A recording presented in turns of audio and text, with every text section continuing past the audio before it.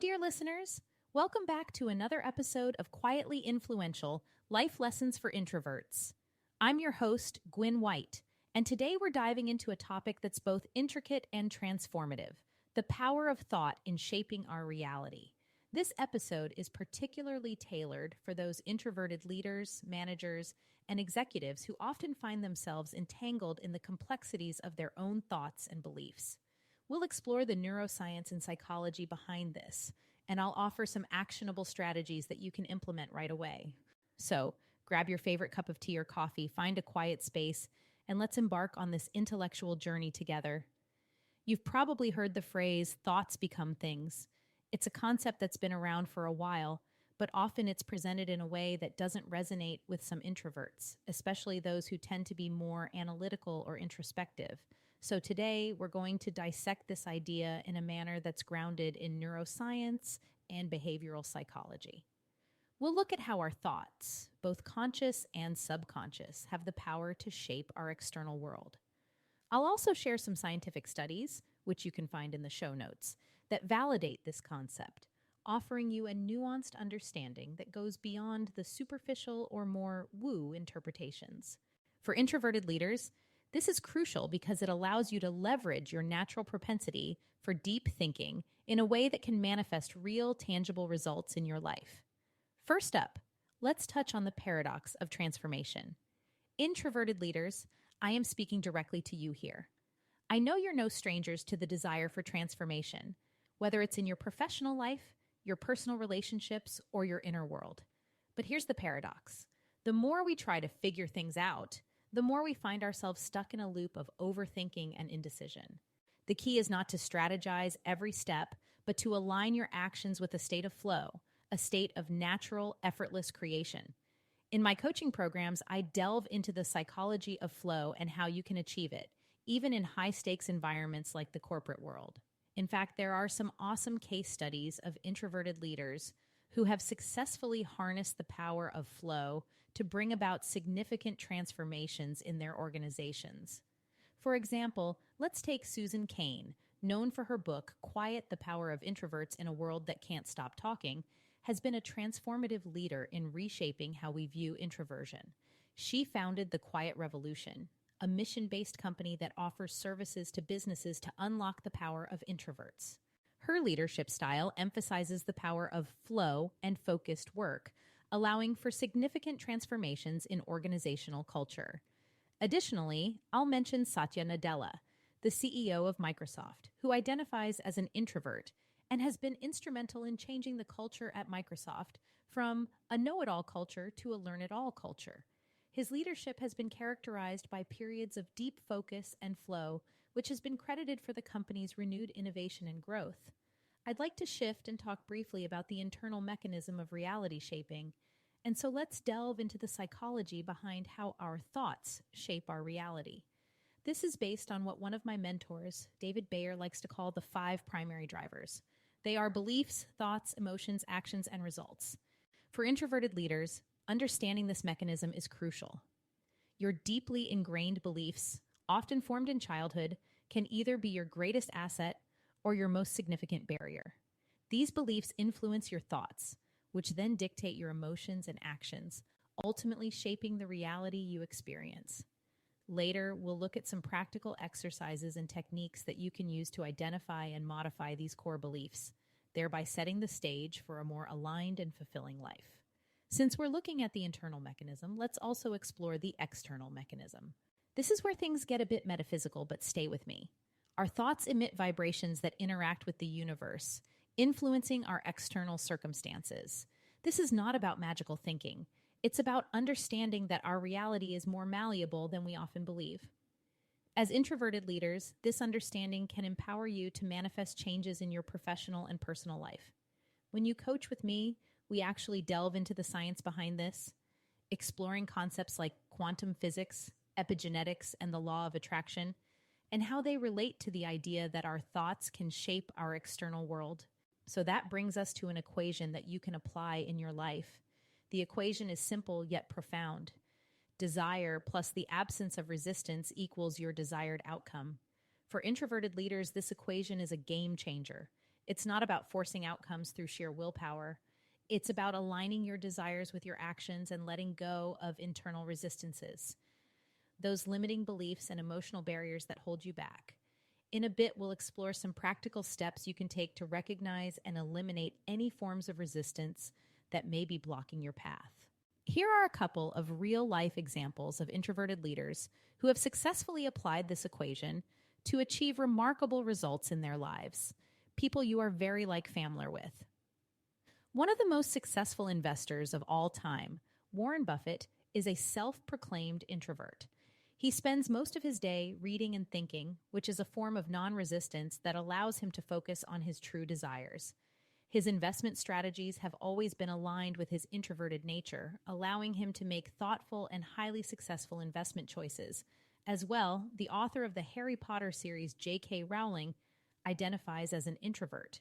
She transformed her life by focusing on her desire to tell a compelling story and removing all resistance by isolating herself to write, even in the face of numerous rejections from publishers.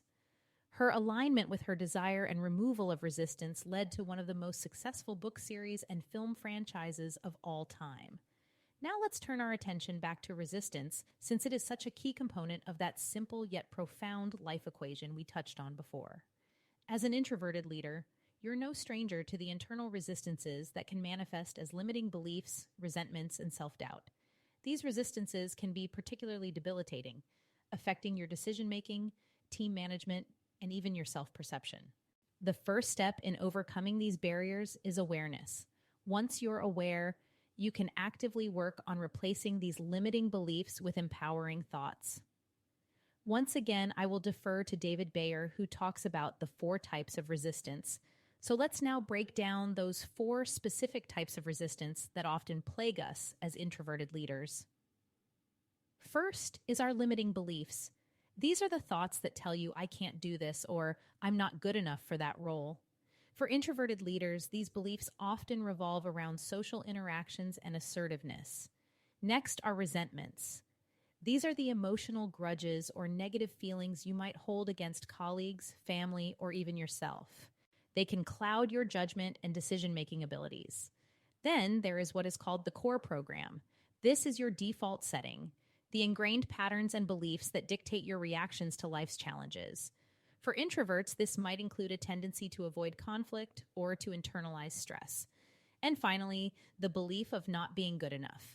This is the pervasive, often subconscious belief that you're not worthy of success, happiness, or love.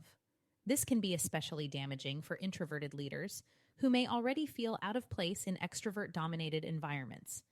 Earlier, I promised to share some strategies for overcoming resistance. So now let's delve into some actionable things that you can implement immediately to start overcoming these resistances. First, cognitive restructuring. This involves identifying a limiting belief and actively replacing it with an empowering thought. For example, replace, "I'm not good at public speaking because I'm an introvert," with, "I can be an effective public speaker by leveraging my introverted qualities like deep thinking and empathy." Next is a forgiveness exercise. Simply write down the names of people you hold resentments against and what they did. Then consciously work on forgiving them. This doesn't mean you have to forget or reconcile. It's about freeing yourself from the emotional burden. Another great strategy for those who tend to be more analytical and self-reflective is a SWOT analysis. So you will conduct a SWOT, which stands for Strengths, Weaknesses, Opportunities, and Threats analysis on your core program. Identify the strengths that you can leverage and the weaknesses you can improve upon, as well as the opportunities and threats that your core program presents. This will give you a much clearer understanding of yourself, building your self-awareness, and enabling you to operate more effectively and with greater self-empathy. Then there are affirmations and visualization, which works especially well for that belief about not being good enough. What you will do is to create a set of positive affirmations that directly counter your belief of not being good enough. Combine this with visualization techniques where you see yourself succeeding in your role as a leader. One of my personal favorite strategies is mindfulness and meditation. These practices can help you become so much more aware of your thoughts and feelings, making it easier to identify and address your internal resistances. Even just 5, 10 minutes a day can make a significant difference. You can consult a coach or therapist because sometimes the resistances are too deeply ingrained to tackle alone. In such cases, consulting a professional can provide you with the support and the tools to overcome them.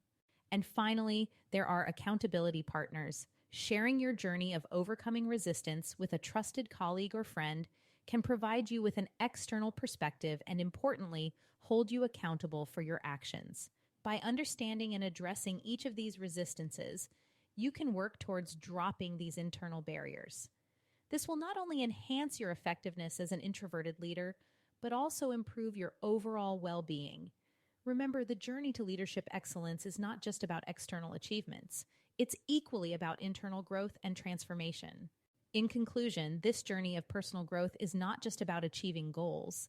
It's about understanding and navigating the complexities of our internal and external worlds. For introverted leaders, this understanding is the key to unlocking a life of abundance, clarity, and fulfillment. We've covered a lot of ground today, from the science behind how thoughts shape reality to practical strategies for transformation. Remember, you have the power to shape your reality, and it starts with your thoughts. I'll leave you with some recommended readings and resources that can help you delve deeper into the topics we've discussed today. Thank you for joining me in this deeply introspective episode. If you found value in today's discussion, please share it with others who might benefit and subscribe so that you catch all future releases. I'd also love to hear your thoughts and experiences, so feel free to reach out. Until next time, keep influencing quietly but powerfully. Finally, I would love to invite you to a masterclass that's happening in November. I attended this event back in January, and it, quite literally, changed my life. My relationships improved, my performance and productivity skyrocketed, and I experienced an up-level in my well-being. It allowed me to finally unlock my coaching genius and to become the leader and coach that I always wanted to be. Now, I paid $97 to attend this training. However, for you, I will get you in for only $37. So if you are interested in learning more, check out the link in the show notes. And that's a wrap for today's episode. I hope this conversation serves you well, especially those introverted leaders out there who are striving to make a meaningful impact in their spheres. Thank you for listening. Keep thriving and keep coming back.